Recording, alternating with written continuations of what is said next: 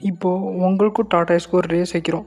சரி டாடாய்ஸ் தானே நான் லேட்டாக வந்து ஆரம்பிக்கிறேன்னு சொல்லி நீங்கள் லேட்டாக ஆரம்பிக்கிறீங்க. வாட் இஃப் நீங்கள் அந்த டாடாய்ஸை முந்தவே முடியலனா? என்னடா கிறுக்குத்தனமாக இருக்குன்னு நீங்கள் நினைக்கலாம்.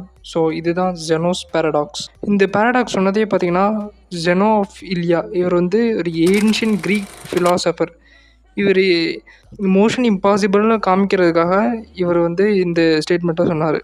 ஏன்னா இப்போ நான் சொன்னேன் பார்த்தீங்களா, நீங்கள் வந்து டாடாய்ஸ் வந்து பின்னாடி இருக்கீங்க.